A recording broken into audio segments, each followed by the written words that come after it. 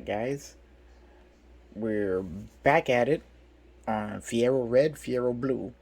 We have the bodies primed and almost ready for paint. So we have to do quite a bit more priming and a few more things. Have to go to the paint booth. But before that, we're going to start assembling a few things. So here I have, spread out in front of you, the trees from the two kits. And we're going to assemble both V6 engines. But before we do that, let me just tell you how confusing it gets when you're trying to do two kits. Well, not to mention the third one, which is the test shot promo style build, which makes it three of the exact same car. It gets a little confusing when you got all these parts and you can't remember which part goes to which part, which car is at which part for which. It just gets confusing. So I'm going to show you how I organize this multi-build. So right now I have the tree here, which contains all the parts for the V6 engine in red, the other tree for the V6 engine in white. The V6 for the test shot style build is already assembled and primed, and that's as far as that one's going. So we're going to start removing all the parts for the engines and begin assembly. But before we do that, I want to show you how I'm keeping all of this straight.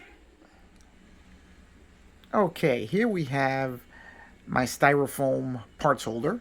On my model building tips video, I showed you guys this. This is basically just got this from a cake we ordered, and it's a cake stand made out of styrofoam. You poke a bunch of holes in it, and for just pennies on the dollar, you have a really good paint stand and parts holder. Now, in order to keep all of this straight, as you see all of this, you see all these parts hanging here. I've got it labeled on the side for the gray Fiero, which is the test shot prototype build. I have the blue for Fiero Blue. All of these parts will end up on Fiero Blue. And Fiero Red, I'm starting to assemble the parts that are going to be going into Fiero Red. Now, this is the way I'm going to be keeping everything straight, because otherwise it gets very confusing. And I want to make sure I don't miss anything, since I'm going to be doing it 3 times on each one. So that's how I'm keeping it organized. These cake stands work really great because you can even poke in the sides there if you have to hold something horizontally. And you can poke holes in it and in any order you want, anywhere you want, to make this very, very useful for holding parts. Alright, let's get back to the video.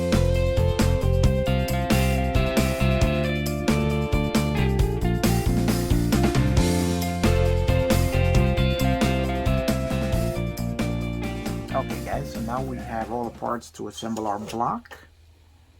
So we're going to get on that and start cleaning everything up and assembling our block. Now, our first step is to assemble. Oh, I gotta find the other half of the block, which I know was in here.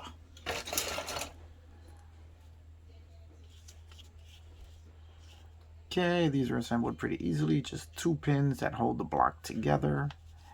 And there we go. Pretty simple. But the first thing we're going to do is clean it up a little bit.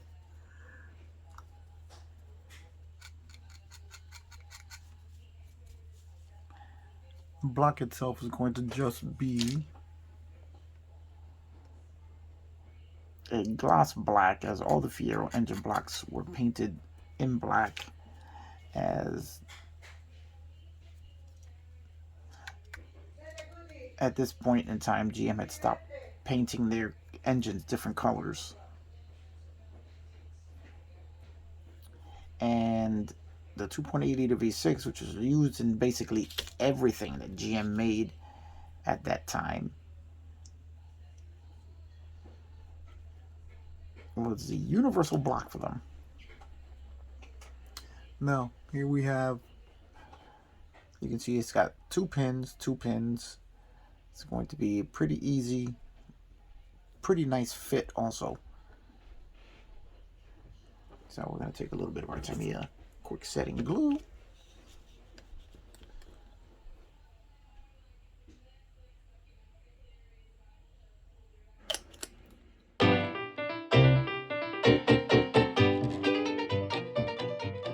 Now, step 1 was assembling the block halves. Step 2 is to install the oil pan. Again, it says to paint the oil pan blue. That is completely incorrect. Make sure we have the rock facing the right way and the oil pan facing correctly here.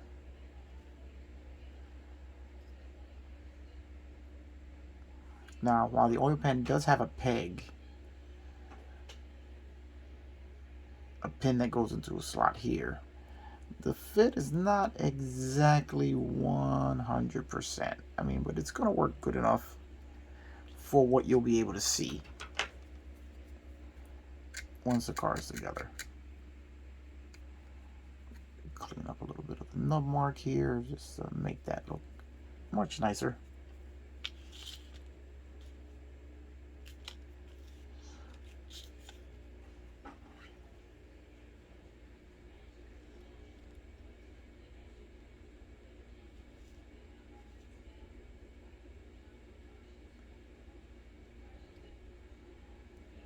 Now, when you're assembling the block, you'll see that they didn't put two pins on it to hold everything straight. It's just one center pin, but you can still swivel this way. So they might have been a little better had they thought about that a little bit more, but you can hold it straight.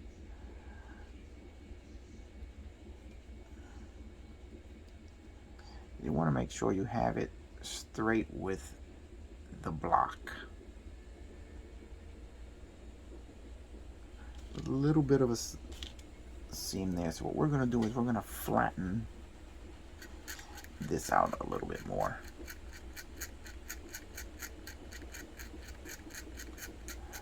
Just so that we can have the oil pan sit flush against the block.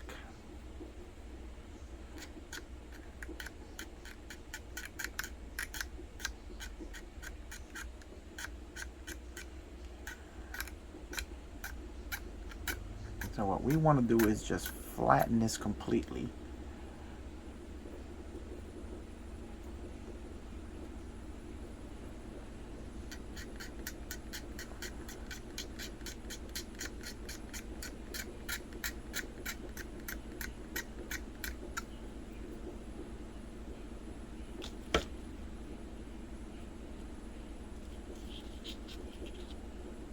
Okay, let's try it now.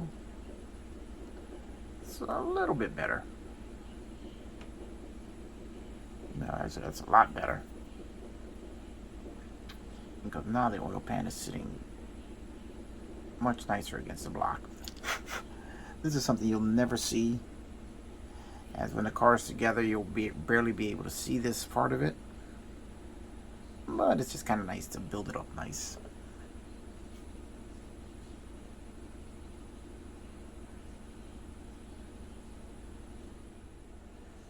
And what I like to do is I start on one side with the glue to hold the part steady, so that then you can maneuver it around as you're putting glue in the other areas.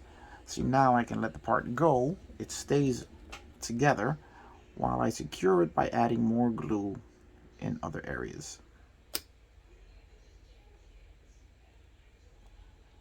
Now, the best thing about this Tamiya glue is that as it melts the plastic, you can actually push them together, because the plastic is soft now, so you can almost like mold the bottom of it to get that pan to be super flush with the block. Push it together, and we now have a very nice seal of that pan to the block.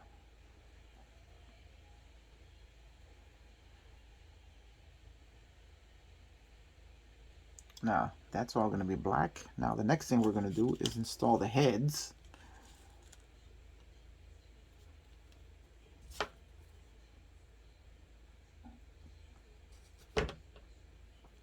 And that's as much as we're going to put together on the blocks for now.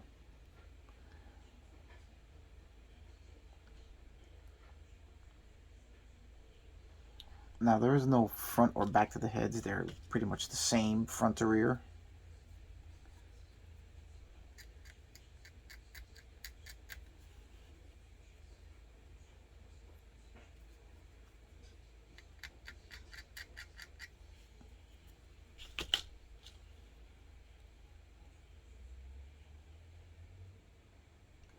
You just have to make sure that you line them up nice and even with the curvature of the block there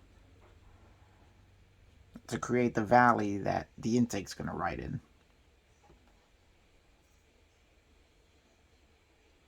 So as I said before, I'm going to hold it. I'm going to put a small dab of glue just to hold it down. I'm going to give that a second setup.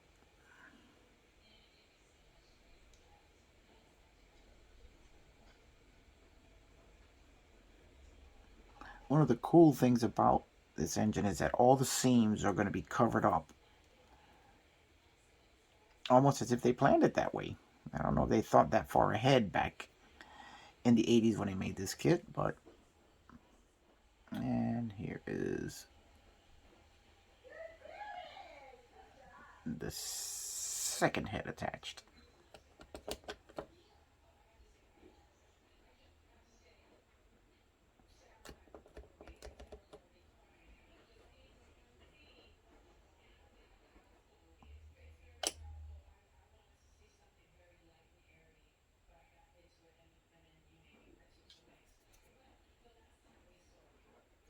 Alright, now that is on there. Now that we've tacked it on, we're going to go ahead and put our Tamiya glue on the rest. And there we go. We have our block finished.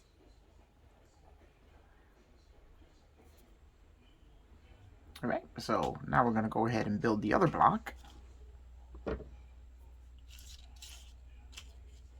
And then set them aside for paint.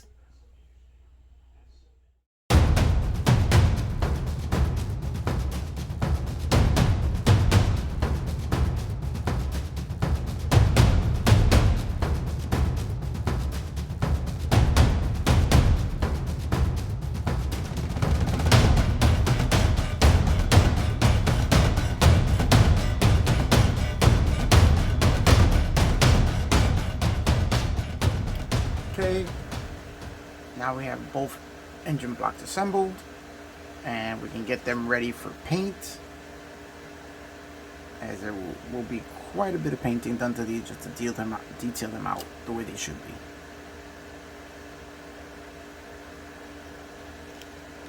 Now we can start getting the rest of the engine parts together and get them ready for paint. Okay guys, this kit has a lot of ups and downs, and there's a lot to say good about this kit, as well as there's stuff to criticize. Now, one of the things that have always really bugged me about it is the fact that they have the belt assemblies wrong. Now, the 4-cylinder belt assembly here has the AC compressor and belt drive onto the crankshaft. The 6-cylinder belt assembly here does not, because the 6-cylinder apparently never got air conditioning, which makes no sense. So what I'm going to do is I'm going to remove the 4-cylinder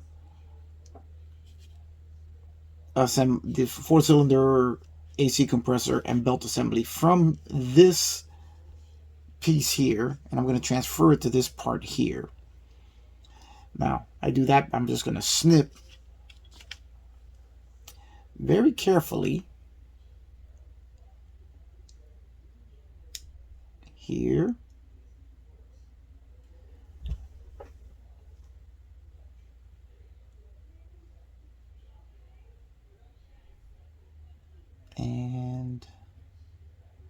Stick it right there.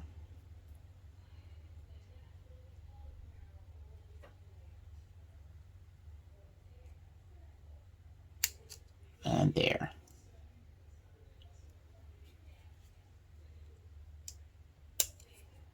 And here. So now we've removed the AC compressor belt assembly from the 4-cylinder belt assembly. And we'll put that to the side because if we build a 4-cylinder engine, we may be able to reuse that. But the 4-cylinder won't have air conditioning, which kind of makes more sense. Now this belt assembly is going to be attached to here when we do a little bit of trimming and a little bit of moving and flexing of these lines, and then just glue them right to there.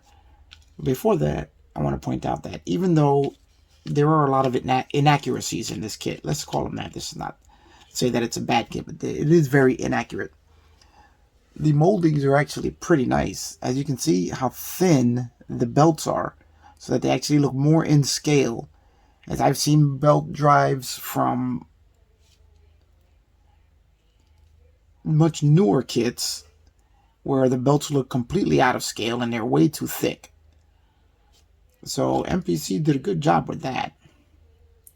Now I've just got to figure out exactly what angle to put this in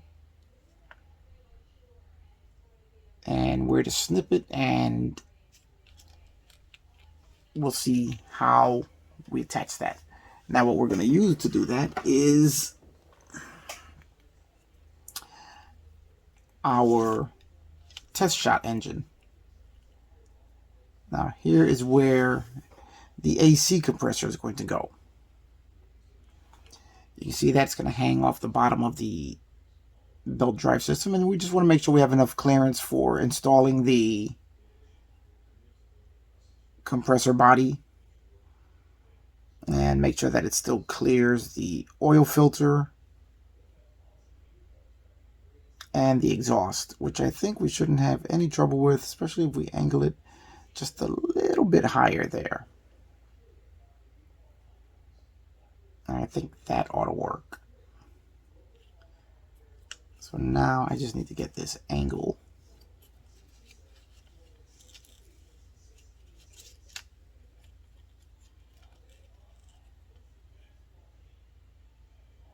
Now if we go here just like that, because we have to make sure that it's not going to hit once we attach the compressor.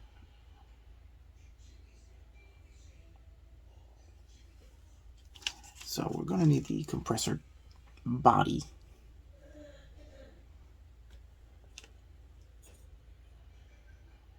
Which should be part number 22.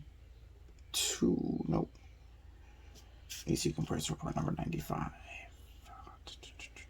are you? 95. Here we go.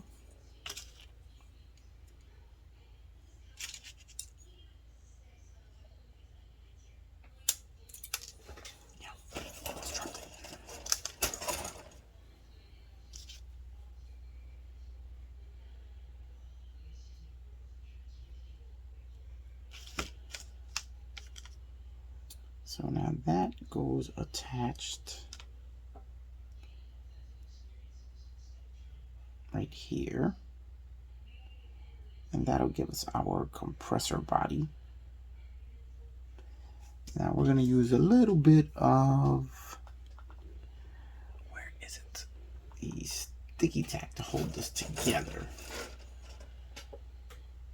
See if I can figure out where I put it.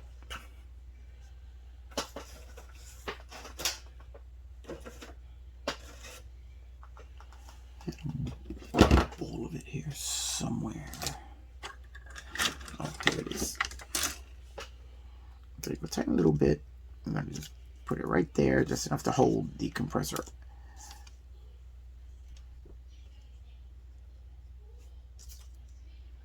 Onto the belt drive. We're going to see how much space we have. So if we hold the engine here, put the belt in here,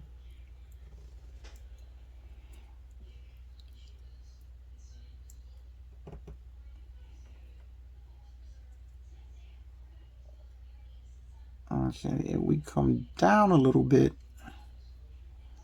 more like a 90-degree angle, we've got plenty of room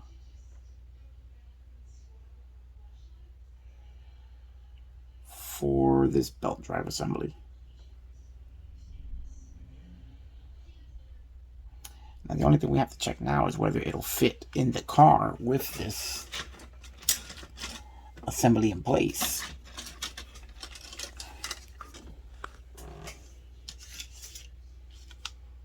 So we put this here.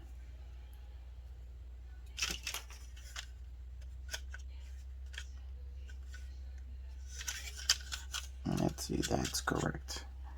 Oh yeah, we have plenty of space. Let's see how much space we have here for the engine.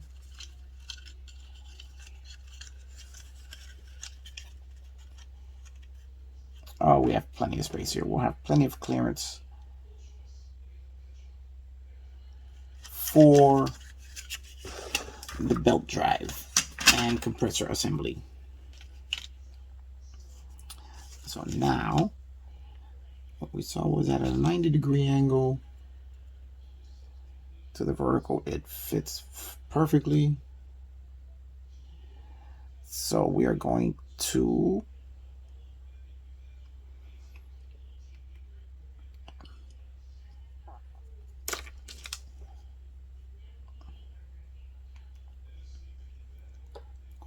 attach it right there.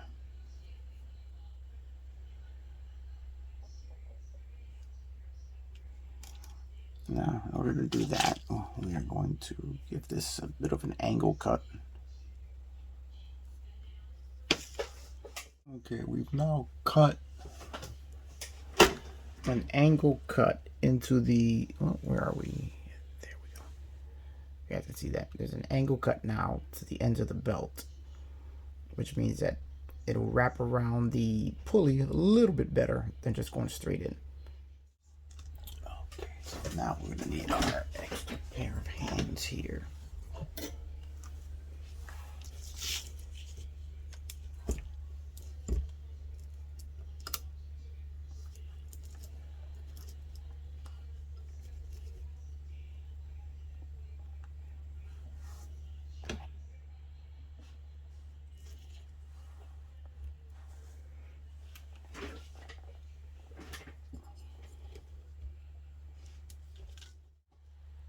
And then we're going to hold the belt here and we're going to glue in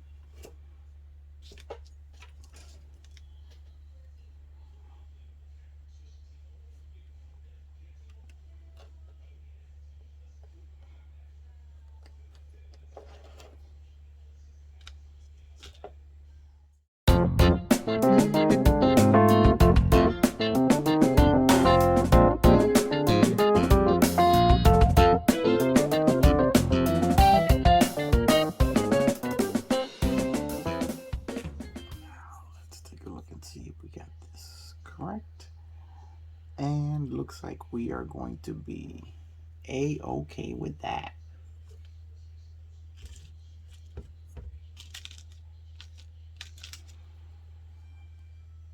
Let's do it.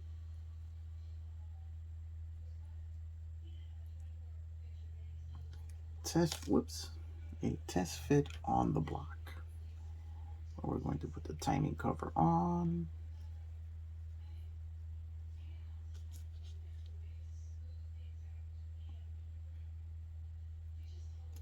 Now we're going to install the belt drive assembly. Whoops-a-daisy.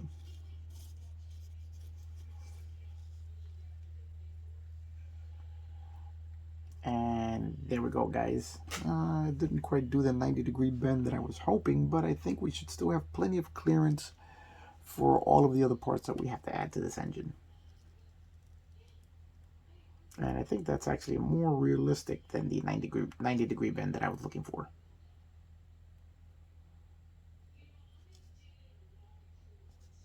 So now we're going to just let that dry thoroughly.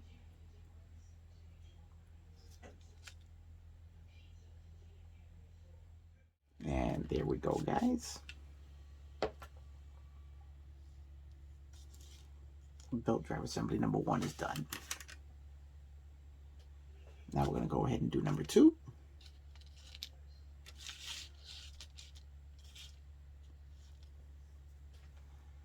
And we'll be good to go.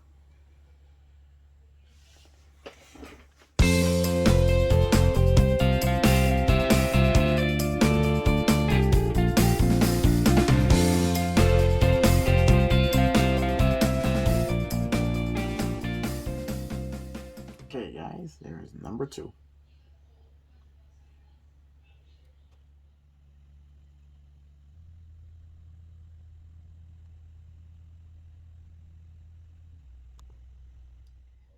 Okay, guys, here we have the complete assemblies of the drivetrain for the Fiero Red, Fiero Blue project. And all of this together will form that, which will be the Fiero engine and transmission assembly. Now let's take a look here. Here we can see all of the individual parts. We can see the modified belt assembly on both, which will now include the AC compressor, which is that little canister right there. We have all of our accessories here. We'll have to strip the chrome from the alternator, as the Fiero did not come with a chrome alternator. And we have everything ready to go. And all of these parts here will complete steps 1 and 2 of this build. So let's get ready to get some paint on these things and start building our drivetrain.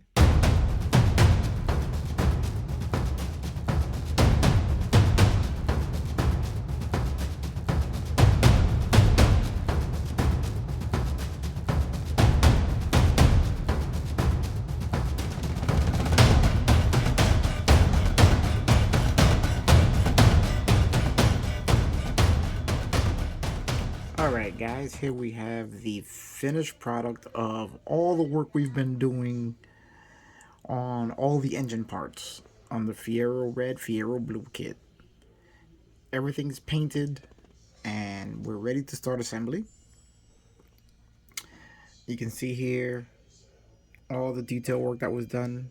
I just started a little bit of panel lining to bring out some of the details in the transmission, the timing cover, a little bit in the belt drive assembly. You can see the exhaust has been painted, a little bit of heat stained effect going on there.